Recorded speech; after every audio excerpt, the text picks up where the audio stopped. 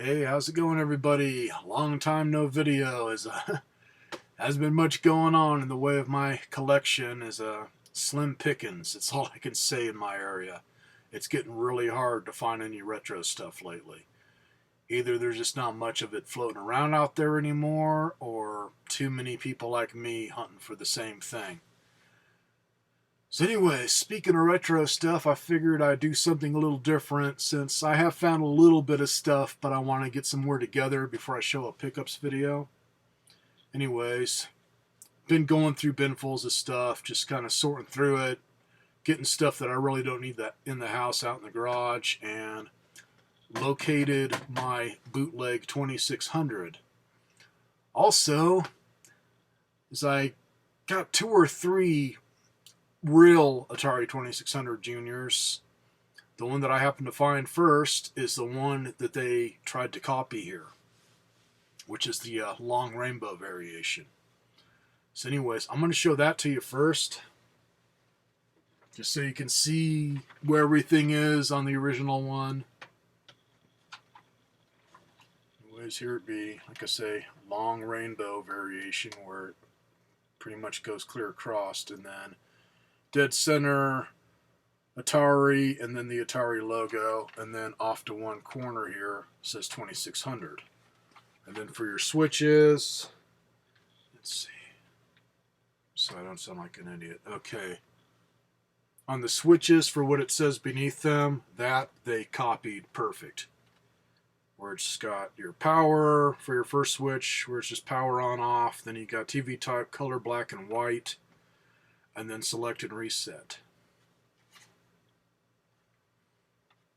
And first off, I'm going to take apart the fake one, but I'm not going to take apart this because these two are connected to a ribbon cable, and I don't like to constantly open these up unless I really have to, like doing a major cleaning or something, because those ribbon cables can get brittle over time. Otherwise, I'm going to say definitely more guts in this, as this one's heavier, being that it's an original. So anyways, to the back of it, this is where there are some changes. I'm thinking they took one of these apart and made molds of the original casing and then just did what they wanted to it.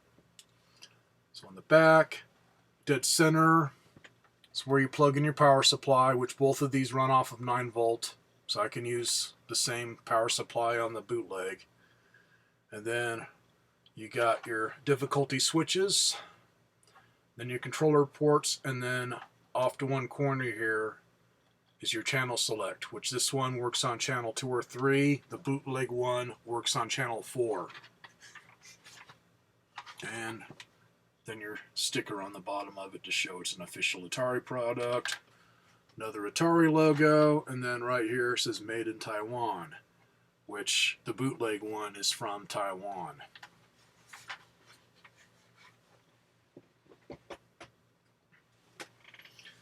Anyways, show this to you guys, and then it's only got the screws. You take out the bottom of it and then it all comes apart. There's nothing holding the circuit board in place other than the top half. You gotta hold down the channel select switch. I can't remember how it is on that one. I'd have to take it apart to look, but these, it's just got the little clip on each side that's plastic. Anyways, the clips broke off the power switch, so it's kind of just sitting in there. So anyways, as you can see, things are a bit different. No Atari symbol, just 2600, dead center, nothing off to the sides. It does have a little power light there, but instead of having the LED sticking out of that hole, they just made that part of the color there transparent, which obviously somebody poked something in there. And then I'd say about right where my pinky finger is where the red LED is. So not as bright. You can tell when it's turned on, but not as bright unless you have all the lights off in your room. Now, what starts getting funky? Power switch? Normally that works. switch for either black and white or color. Yeah, there's a switch there that slides up and down, but it's fake. There's nothing behind it, so they've taken that out. And I'm thinking because they obviously copied the mold, they had to put something there, so they just put in a fake switch and then nothing behind it. So obviously this won't work on a black and white TV, or maybe it will. It might be automatic.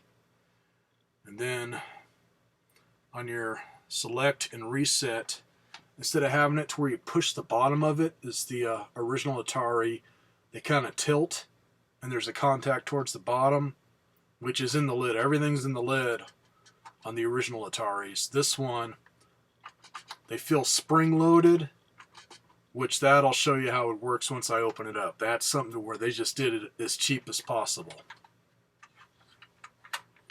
On the back of it,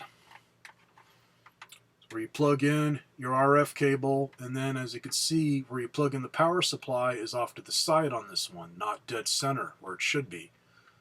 Then you got your two switches here for your difficulty, and then your joystick ports, which that's something I didn't check. See if they're same distance. Okay, the joystick ports are the same distance apart. The difficulty switches are the same distance. The RF is in the same place.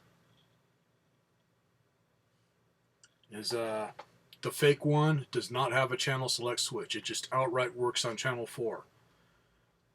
So it looks like what they did is, instead of having it in the middle, they just put it where the channel select switch would be.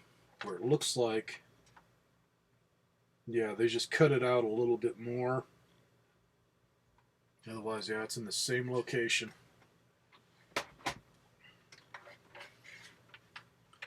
So, give me a minute here. Open this thing up for you guys.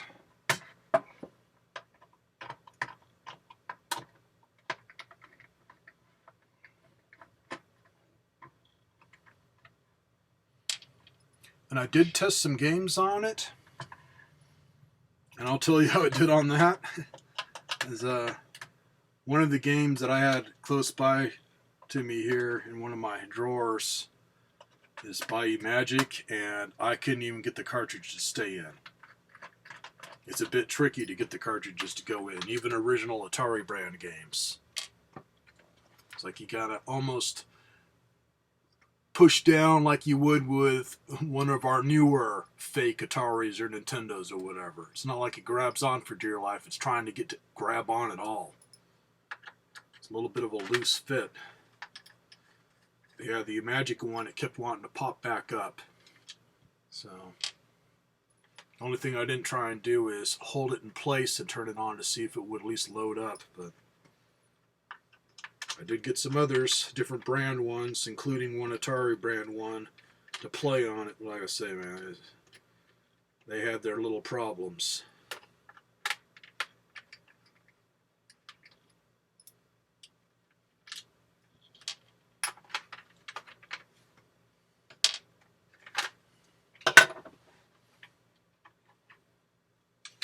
Alright, here's the top half, and right off the bat, there is the select and reset buttons there. As you can see, they literally have a post on each one with a Phillips head screw in each one of those posts, which is basically the contact. And then, say, those are just clamped in place and just slide up and down. Otherwise,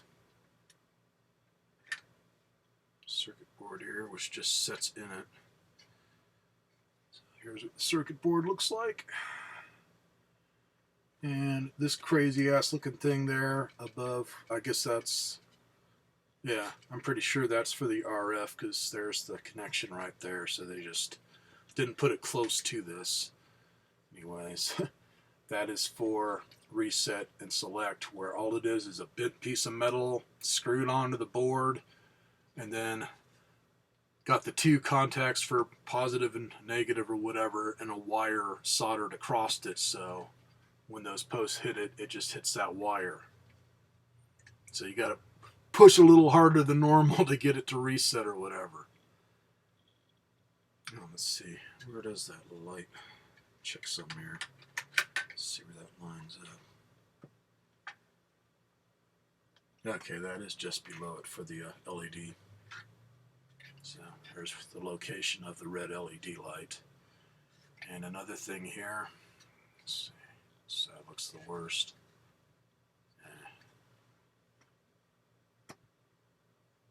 You'll notice there's a slight curve in the circuit board. This circuit board is really freaking thin. I mean, literally, it's just real thin and flexible, so it's kind of warped. Nothing's broke on it, it's warped a little bit just from being jammed in there. Probably doesn't quite line up right on being level. Now, on any information on this, pretty much just part numbers, and then let's see, yeah, there's some kind of a serial number type thing on the back here, right there below where you plug in your RF cable, where it says GEC 2600B.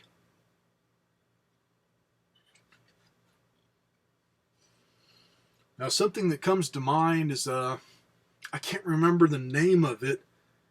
As I was doing a picture search, and I could not find any of them that looked just like mine. I could find similar ones, but nothing looks like mine. On similar, there was one that actually did have a brand name to it, or just a name outright, and they had it opened up, and everything to this side that they were showing on the circuit board, hence this thing, was the same.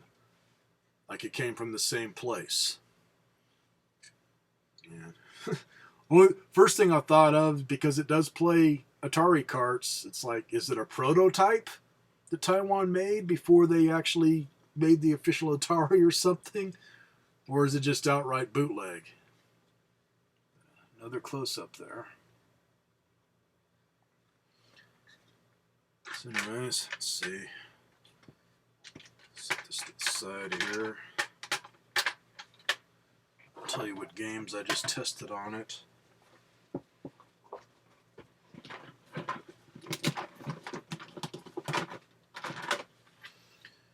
This is one of those double enders. Both games worked. And I'm going to say for every game, because it really showed up when I tried Pitfall 2. The color is way off. It's in the water was pink. It's way off on the color. Now on sound, that's another problem that I was having. It's kind of like you'd hear little popping noises, which could be a resistor and it's bad, because I got to look over all the resistors and make sure there's none of them that are starting to bulge up or anything. But it's getting a lot of popping sound, mainly after you turn it on. Get a little bit crackly, but once you start playing the game, some of that goes away. But the sound quality is not as good. It's a little bit quieter than a regular Atari, and just a little bit of crackling in the sound. Like it's not emulating the sound good. So anyways, this one, it played, but the color's definitely off. This is the only official Atari cart that I popped in. This is Taz. This, I felt like I had to damn near force it into the thing. Not like I was going to break it. It's just, it fit really friggin' tight. Like, stuff wasn't lining up right. But played. On color, I'm going to say definitely off on that one. Mountain King, this one played. Tapper was playable, but the sound quality wasn't the best. And I say Pitfall 2, this is the one where it really showed that the color's way off. And definitely started getting crackly in the sound. Let's see. Tried a Coleco game here. This one, the sound seemed to be pretty good, but the color was definitely off a bit.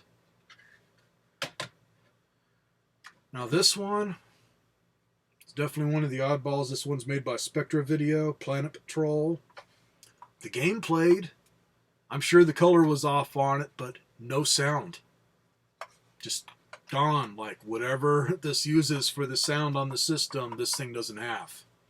Which is weird. You'd think it'd all be the same, but so far that's the only one where definitely had a major problem there. On other games, which I got a few more oddballs in here I haven't really tested yet. Like I say, for anybody's not into collecting for Atari, this is an E-Magic cart. Say this one, I could not get it to stay in the system. It kept wanting to pop back up. So I'd literally have to hold it down and then turn on the system to see if it'll load. So, show this to you guys all together here once again. And being that I looked this up again, and I've had this for a couple years or so, and still can't find one like it. Now that I got plenty of subscribers and a lot of people have watched my videos that collect, see if any of you guys have this exact one.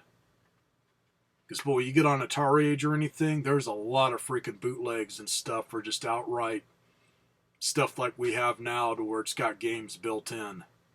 But usually it doesn't just say 2600 or Atari or whatever. It's a totally different name. It just looks similar.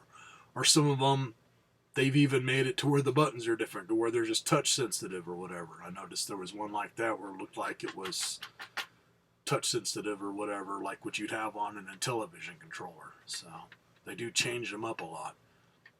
But this is definitely one of them where they outright tried to copy it and didn't do a very good job. And being that I was trying to get on a flat screen TV,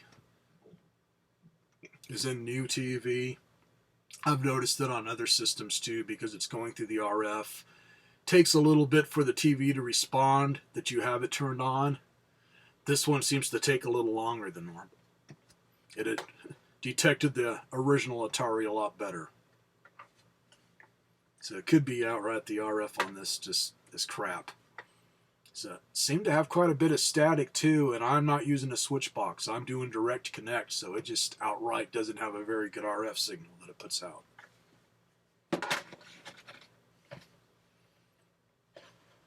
So, hopefully you guys, when it comes to hunting for video games, are doing better than me, man. I've been watching some of your videos where you're out hunting at the swap meets and stuff, and makes me wish I didn't live here, but some things you can't help, man. So my swap meet is just, can find like Xbox and PS2 stuff, but when it comes to real retro stuff, it's only occasional, man. It's not like it's there every day like some swap meets, to where at least somebody might have a booth with retro stuff. It's just, it's got to be somebody that found some in their garage, and then I just get lucky that I'm the one there buying it, or complaining about the price, which a lot of times the prices are just way too high. So if you guys are having problems with the prices going up, it's everywhere, man. Same thing here. Some of the prices are just insane. In fact, that was something I had to take a trip to Bullhead last month, and god damn, man, the only place I couldn't go to was Goodwill because they were renovating, so they had the store closed. But all the other thrift stores, just crazy high prices. Like they're looking up the eBay price and then adding to that. I mean, just crazy high prices. I'd swear some of them are just going over their prices for the tourists, which a lot of the stores that are close to Laughlin do that. They'll purposely raise the prices because the tourists, they don't know, so they'll pay it. But it screws over any of the locals that want to get the stuff. All right, everybody, have a good one.